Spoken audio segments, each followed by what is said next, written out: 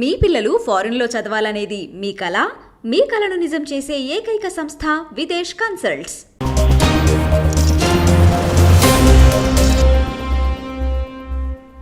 తెలుగుదేశం పార్టీతో పొత్తు పెట్టుకొని పోటీ చేస్తున్న జనసేన పార్టీ అధ్యక్షుడు పవన్ కళ్యాణ్ ఈసారి భీమవరం నుంచి మళ్ళీ పోటీ చేస్తున్నట్టుగా తెలియవచ్చింది. అయితే భీమవరంతో పాటు తిరుపతిని కూడా ఆయన సెలెక్ట్ చేస్తున్నట్టుగా తెలుస్తోంది. సో పోటీ చేస్తే బహుశా 2 చోట్ల కూడా పోటీ చేసే అవకాశం లేకపోలేదని జనసేన పార్టీ వర్గాలే చెప్తున్నాయి. 2019 ఎన్నికల్లో పవన్ కళ్యాణ్ గారు గాజువాక, భీమవరం 2 అసెంబ్లీ సెగ్మెంట్స్ నుంచి పోటీ చేసి 2 చోట్ల కూడా ఓడిపోయిన విషయం మనకు తెలుసు. సో ఈసారి టీడీపీతో పొత్తు పెట్టుకుని పోటీ చేస్తున్న కారణంగా ఒక్క సీటు నుంచే పోటీ చేయాలన్న డిమాండ్ కూడా చాలా బలంగా ఉంది. ఆ పార్టీలో కూడా ఒత్తిడి బలంగా ఉంది. 2 చోట్ల పోటీ చేయడం, ఒక చోట ఏదైనా గెలిచి ఇంకొక చోట కొద్దిగా మార్జిన్తో బయటపడ్డా కూడా అది పెద్దగా పవన్ కళ్యాణ్ ఇమేజ్ను పెంచే విధంగా ఉండదని, కనుక ఏదో ఒక కాన్స్టిట్యున్సీ నుంచే పోటీ చేసి గెలవడం బెటర్ అని కూడా ఆ పార్టీకి సంబంధించిన శ్రేయోభిలాషులు పవన్ కళ్యాణ్ గారికి చెప్తున్నట్టుగా తెలుస్తుంది. సరే, ఫైనల్గా ఆయన ఏ డిసిషన్ తీసుకుంటాడో ఏమిటనేది పక్కన పెడితే, ఇప్పుడు మనకు అందుతున్న విశ్వసనీయ సమాచారం ప్రకారం అయితే జనసేన పార్టీ వైపు నుంచి, అంటే ఆ పార్టీ తరపున పోటీ చేసే అభ్యర్థుల జాబితాను తయారు చేసే పనిలో పవన్ కళ్యాణ్ గారు, అట్లాగే నాదెండ్ల మనోహర్, మరికొంతమంది ఏదైతే బృందం ఉందో వాళ్ళు ఆ కసరత్తును పూర్తి చేసే దశలో ఉన్నట్టుగా తెలుస్తోంది. అంటే ఈ కసరత్తు ప్రక్రియ తుది దశలో ఉన్నట్టుగా కూడా తెలుస్తోంది. అంటే లోక్సభ ముందస్తు ఎన్నికలు జరిగే అవకాశం ఉందని వస్తున్న వార్తలు. సో లోక్సభ ముందస్తుకు వస్తే, అంటే ఫిబ్రవరిలో జరిగే అవకాశం ఉంటే, దాంతో పాటే ఆంధ్రప్రదేశ్ అసెంబ్లీ ఎన్నికలు కూడా జరిగే అవకాశం ఉన్నందున జనసేన పార్టీ కూడా ఈ అభ్యర్థుల ఖరారు విషయంలో తన ప్రక్రియను వేగవంతం చేసినట్టుగా తెలుస్తుంది. అంటే ఎక్సర్సైజ్ వేగవంతం చేసినట్టుగా కూడా మనకు సమాచారం అందుతుంది. సో అయితే లెక్క ఇంకా తేలవలసి ఉంది. లెక్క ఇన్ ద సెన్స్ టీడీపీ నుంచి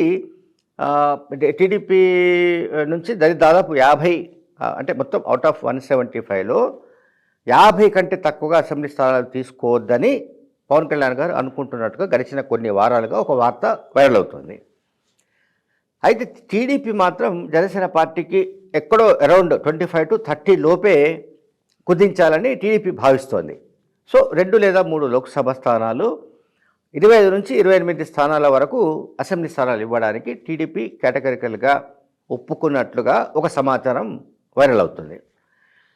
సరే, బహుశా ఆ స్థాయిలో, ఎందుకంటే ఇప్పుడు జనసేన పార్టీ కోరుతున్నట్టుగా 56 స్థానాల్లో టీడీపీ ఇచ్చినా కూడా అక్కడ సమర్థులైన అభ్యర్థులు లేదా పొటెన్షియల్ క్యాండిడేట్స్ కూడా జనసేన పార్టీలో షార్టేజ్ ఉంది. సో దీన్ని దృష్టిలో పెట్టుకొని జనసేన పార్టీ కూడా ఇప్పుడు ఏం చేస్తుందంటే, ముందుగా తమ పార్టీకి సంబంధించి బలంగా ఉన్న అభ్యర్థుల జాబితాను ఒకదాన్ని ఆల్మోస్ట్ ఫైనల్ చేసినట్టుగా తెలుస్తోంది. ఈ జాబితా ఒకసారి నేను చూసి చెప్తాను. ఒకటి, మనకు రాజానగరం కాన్స్టిట్యున్సీ నుంచి బత్తుల బలరామకృష్ణ అండ్ రాజమండ్రి రూరల్ నుంచి ఆ పార్టీ సీనియర్ నాయకుడు కందుల దుర్గేష్, మాజీ ఎమ్మెల్సీ కూడా ఆయన, కందుల దుర్గేష్. తర్వాత కాకినాడ రూరల్ నుంచి పంతం నానాజీ, పిఠాపురం నుంచి ఉదయ శ్రీనివాస్, రామచంద్రపురం నుంచి చిక్కం దొరబాబు అండ్ జగ్గంపేట నుంచి సూర్యచంద్రరావు, రాజోలు నుంచి డిఎంఆర్ శేఖర్, తర్వాత భీమవరం నుంచి పవన్ కళ్యాణ్, తణుకు నుంచి విడివాడ రామచంద్రరావు, తాడేపల్లిగూడెం నుంచి బోలిశెట్టి శ్రీనివాస్, నర్సాపురం నుంచి బొమ్మిడి నాయకర్, తర్వాత విజయవాడ వెస్ట్ నుంచి పోతిన మహేష్ అండ్ తెనాలి నుంచి నాదెండ్ల మనోహర్, యాజ్ యూజువల్గా మనందరికీ తెలిసిందే, గిద్దలూరు నుంచి ఆమంచి శ్రీనివాస్. ఈ పేర్లు ఫ్లోట్ అవుతున్నాయి, అంటే సోషల్ మీడియాలో ఈ పేర్లు ఫ్లోట్ అవుతున్నాయి. అంటే వీళ్ళందరినీ దాదాపుగా ఓకే చేసినట్టు, మీరంతా వెళ్ళి మీ కాన్స్టిట్యూన్సీలో పనిచేసుకోమని పవన్ కళ్యాణ్ గారు చెప్పినట్టుగా కూడా ఒక సమాచారం అందుతోంది. సో దీంతో పాటు మరికొన్ని కాన్స్టిట్యూన్సీ పేర్లు కూడా మనకు సమాచారం అందుతోంది. నెల్లిమర్ల కాన్స్టిట్యూన్సీ, అంటే విజయనగరంలో ఉంది. నెల్లిమర్ల కాన్స్టిట్యూన్సీ విషయానికి వస్తే అక్కడ లోకం నాగమాధవి, తర్వాత గజపతి నగరం పడాల అరుణ అండ్ గాజువాక సుందరపు సతీష్, భీమిలి పంచకర్ల సందీప్ అనే పేరు వినిపిస్తోంది. పెందుర్తి కూడా జనసేన కోరుతోంది, అక్కడ పంచకర్ల రమేష్ బాబు ఆ పేరు ఫ్లోట్ అవుతోంది. ఎలమంచిలి అసెంబ్లీ కాన్స్టిట్యున్సీ నుంచి సుందరపు విజయ్ కుమార్, తర్వాత ముమ్మిడివరం నుంచి పితాని బాలకృష్ణ పేర్లు వినిపిస్తున్నాయి. సో ఇందులో కూడా కొన్ని కాన్స్టిట్యున్సీస్ టీడీపీ జనసేన మధ్య డిస్ప్యూట్లో ఉన్నాయి. లైక్ రాజమండ్రి రూరల్ ఒకటి మనందరికీ తెలుసు. రాజమండ్రి రూరల్లో సీనియర్ మోస్ట్ రాజకీయ నాయకుడు గొరట్ల బుచ్చే చౌదరి అక్కడ ఎమ్మెల్యేగా ఉన్నారు, టీడీపీ ఎమ్మెల్యేగా ఉన్నారు. సో అక్కడ కందుల దుర్గేష్ కోసం జనసేన పార్టీ పట్టుబడితే మరి బుచ్చే చౌదరి త్యాగం చేసే అవకాశం ఉందా అన్నది ఒక సందేహం. అట్లాగే తెనాలి విషయానికి వస్తే కూడా అక్కడ టీడీపీకి సంబంధించిన సీనియర్ నాయకుడు ఆలపాటి రాజేంద్ర ప్రసాద్ ఉన్నాడు. సో ఆయన కాదని నాదెండ్ల మనోహర్కి ఇస్తే ఎట్లా ఉంటుంది అంటే టీడీపీ సపోర్టు లభిస్తుందా లేదా అనేది పాయింట్ ఇక్కడ. ఇప్పుడు ఇక్కడ రెండు పార్టీల మధ్య సమన్వయంతో లేదా సామరస్యంతో ఒకవేళ పొత్తులు ఓకే అయి కొంతమంది త్యాగాలు చేసినా కూడా తెలుగుదేశం పార్టీకి సంబంధించిన వాళ్ళు, ఇప్పుడు జనసేన పార్టీకి వచ్చే నష్టమేమి లేదు. జనసేన పార్టీకి ఒక రాజోలు మినహా ఏ కాన్స్టిట్యున్సీలో కూడా ఎమ్మెల్యే లేరు. ఆ రాజోల నుంచి గెలిచిన ఎమ్మెల్యే కూడా మళ్ళీ వైసీపీ వైపు వెళ్ళిపోయాడు. ఆయన జనసేన కూడా లేరు. So as of now Janasena పార్టీకి ఒక్క ఎమ్మెల్యే కూడా లేడు. అట్లాగే పోటీ చేసిన స్థానాల్లో 2019లో ఒక 20,000 నుంచి పైన వచ్చిన కాన్స్టిట్యున్సీస్ కొన్ని ఉన్నాయి. అవి మనకు ఆధారం లేదు, అవి జనసేన పార్టీకి పడ్డాయి. సో జనసేన పార్టీ కారణంగానే తెలుగుదేశం పార్టీ దాదాపు ఒక 45 నుంచి 52 స్థానాలలో టీడీపీ ఓటమికి గురైందన్న విశ్లేషణ ఒకటి కొనసాగింది ఎప్పుడు 2019 ఎన్నికల తర్వాత. అందువల్ల ఇప్పుడు జరుగుతున్నది ఏమిటంటే జనసేన పార్టీ తరఫున పోటీ చేసే అభ్యర్థులు పొటెన్షియల్ అయి ఉండాలి. తర్వాత అక్కడ టీడీపీ నుంచి ఏ రకమైన డిస్ప్యూట్ ఉండకుండా ముందే జాగ్రత్తలు తీసుకోవాలి. లేకపోతే టీడీపీ నుంచి సపోర్ట్ దొరికే అవకాశం లేకపోగా టీడీపీ నుంచి జనసేన పార్టీకి ఓట్లు బదిలీ కూడా సాధ్యమయ్యే పని కాదు. ఒకవేళ అట్లా 2-3 కాన్స్టిట్యున్సీస్లలో ఏదైనా సమస్య వచ్చినట్టుగా అనిపిస్తే అది మిగతా కాన్స్టిట్యున్సీ పైన కూడా పడే అవకాశం ఉంటుంది. అక్కడ టీడీపీకి సంబంధించిన అభ్యర్థులకు జనసేన పార్టీ ఓట్ల బదిలీ కూడా అంతే కష్టమయ్యే ఛాన్సెస్ ఉంటాయి. సో ఈ ప్రమాదం రెండు వైపుల నుంచి ఉంది. ఒక జనసేన పార్టీయే ఈ ఇబ్బందిని ఎదుర్కోవడం కాదు, టీడీపీ కూడా ఎదుర్కొనే అవకాశం ఉంటుంది. సో రెండు పార్టీల మధ్య ఓట్ల బదిలీ సజావుగా జరగాలంటే రెండు పార్టీలలో కొంతమంది కొన్ని త్యాగాలు చేయక తప్పదు. ఇప్పుడు జనసేన పార్టీ తరఫున గత ఎన్నికల్లో పోటీ చేసి నేను 30,000 సంపాదించాను, 40,000 ఓట్లు వచ్చాయి అని చెబితే ఈసారి కుదిరే అవకాశం లేకపోవచ్చు. ఎందుకంటే అక్కడ ఒకవేళ పొటెన్షియల్గా టీడీపీ ఉందనుకుందాం, టీడీపీ అభ్యర్థి పొటెన్షియల్ అనుకుందాం. సో అక్కడ జనసేన పార్టీ త్యాగం చేయక తప్పదు. అట్లాగే జనసేన పార్టీ పొటెన్షియల్ అభ్యర్థి ఉన్న చోట టీడీపీ గ్యారంటీగా త్యాగం చేయక తప్పదు. సో ఎంతమంది త్యాగాలకు పూనుకుంటారు ఏమిటనేది ఒక చర్చ.